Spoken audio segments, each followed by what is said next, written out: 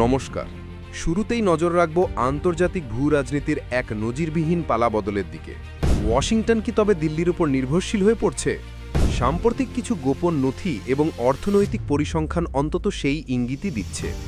বিশ্বের বৃহত্তম পরাশক্তি যুক্তরাষ্ট্রের অর্থনীতি এবং ভারতের কৌশলগত অবস্থানের এই টানাপড়েন নিয়েই আমাদের আজকের বিশেষ আয়োজন। চলতি বছরের নভেম্বর মাসে যুক্তরাষ্ট্রের বাণিজ্য বিভাগ বা কমার্স ডিপার্টমেন্টের একটি অত্যন্ত গোপনীয় রিপোর্ট ফাঁস হয়েছে। Critical supply chain risk assessment বা গুরুত্বপূর্ণ সরবরাহ ব্যবস্থার ঝুঁকি পর্যালোচনা শীর্ষক এই রিপোর্টে উঠে এসেছে চাঞ্চল্যকর তথ্য। রিপোর্টে স্পষ্টভাবে উল্লেখ করা হয়েছে, ভারত যদি নির্দিষ্ট কিছু পণ্যের সরবরাহ মাত্র 1 বছরের জন্য বন্ধ করে দেয়, তবে যুক্তরাষ্ট্রের মুদ্রাস্ফীতি 18 থেকে 22% পর্যন্ত বেড়ে যেতে পারে। এমনকি ডলারের মান বা ডলার ইন্ডেক্স 30% পর্যন্ত পড়ে যাওয়ার আশঙ্কা রয়েছে। কিন্তু প্রশ্ন হল, কেন এই নির্ভরতা?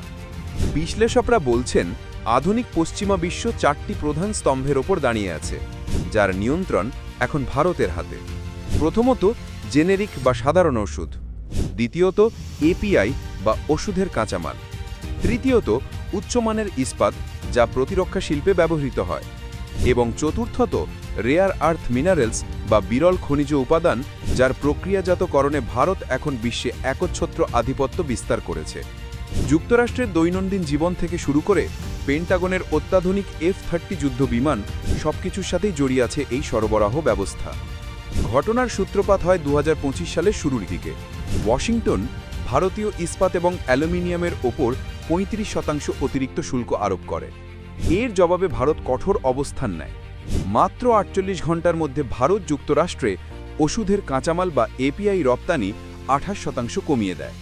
এর প্রভাব ছিল ভয়াবহ। ফেব্রুয়ারি মাস নাগাদ যুক্তরাষ্ট্রের 47টি রাজ্যে জীবন রক্ষাকারী ওষুধের তীব্র সংকট দেখা দেয়। ওষুধের দাম বেড়ে যায় 3 থেকে 4 গুণ। হাসপাতালগুলিতে জারি করা হয় জরুরি সতর্কতা। এরপর ভারত কৌশলগতভাবে প্রযুক্তি খাতের দিকে নজর দেয়।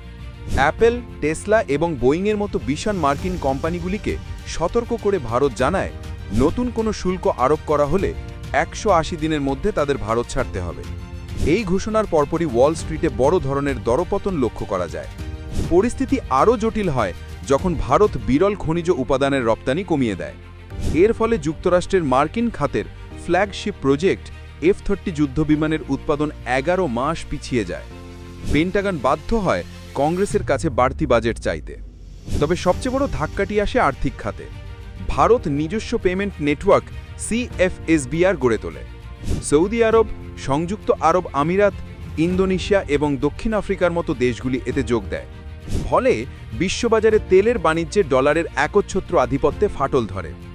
একই সময় ভারত যুক্তরাষ্ট্রের ট্রেজারি বন্ড থেকে নিজেদের বিনিয়োগ সরিয়ে নিতে শুরু করে। মাত্র 11 মাসে ভারত প্রায় $124 বিলিয়ন মূল্যের বন্ড বিক্রি করে দেয়। এর প্রভাবে যুক্তরাষ্ট্রের বন্ড মার্কেটে অস্থিরতা তৈরি হয় এবং ঋণের সুদের হার বেড়ে যায়। পরিস্থিতি সামাল দিতে গত জুন মাসে যুক্তরাষ্ট্রের ট্রেজারি সেক্রেটারি নয়াদিল্লি সফর করেন। তবে ভারত স্পষ্ট জানিয়ে দেয়, বিনিয়োগের শর্ত এখন আর ওয়াশিংটন ঠিক করবে না, বরং শর্ত দেবে দিল্লি। জুলাই মাসে ভারত ঘোষণা দেয়, এখন থেকে বিরল খনিজ এবং ওষুধের কাঁচামাল কিনতে হলে মূল্য পরিশোধ করতে হবে ভারতীয় মুদ্রা বা সোনায়। মাত্র 15 দিনের মধ্যে 18টি দেশ এই শর্ত মেনে নেয়। সংকটের চূড়ান্ত মুহূর্তটি আসে যখন যুক্তরাষ্ট্রে বসবাসকারী প্রায় 42 লক্ষ ভারতীয় বংশোদ্ভূত নাগরিক ব্যাংক থেকে অর্থ উত্তোলনের হুঁশিয়ারি দেয়। মাত্র 3 দিনের মধ্যে ব্যাংকগুলি থেকে বিপুল পরিমাণ ডলার উত্তোলন করা হলে যুক্তরাষ্ট্রের ফেডারেল রিজার্ভ সুদের হার কমাতে বাধ্য হয়। অবশেষে গত 28শে নভেম্বর হোয়াইট হাউস নমনীয় হয়। মার্কিন প্রেসিডেন্ট নিজে ভারতের প্রধানমন্ত্রীর সাথে যোগাযোগ করেন এবং সব ধরনের বাড়তি শুল্ক প্রত্যাহারের ঘোষণা দেন। শুধু তাই নয়, ভারতে $500 বিলিয়ন বিনিয়োগের প্রতিশ্রুতিও দেওয়া হয়েছে। তবে এবার ভারত বিনিয়োগের জন্য নতুন শর্ত জুড়ে দিয়েছে। শর্ত অনুযায়ী কারখানা হতে হবে ভারতের মাটিতে, 70% কাঁচামাল হতে হবে স্থানীয় এবং প্রযুক্তি ট্রান্সফার বাধ্যতামূলক করা হয়েছে। অর্থনীতিবিদরা বলছেন, এটি কেবল একটি বাণিজ্যিক জয় নয়, বরং এটি বিশ্ব ব্যবস্থায় ক্ষমতার ভারসাম্যের একটি বড় পরিবর্তন। ডলারের ওপর নির্ভরশীলতা কমিয়ে লোকাল মুদ্রায় বাণিজ্যের এই মডেল উন্নয়নশীল দেশের জন্য একটি নতুন বার্তা। আগামী 2028 সালের মধ্যে বিশ্ব বাণিজ্যের ডলারের অংশীদারিত্ব 58% নিচে নেমে আসতে পারে বলে পূর্বাভাস দিয়েছে আন্তর্জাতিক মুদ্রা ভান্ডার বা IMF।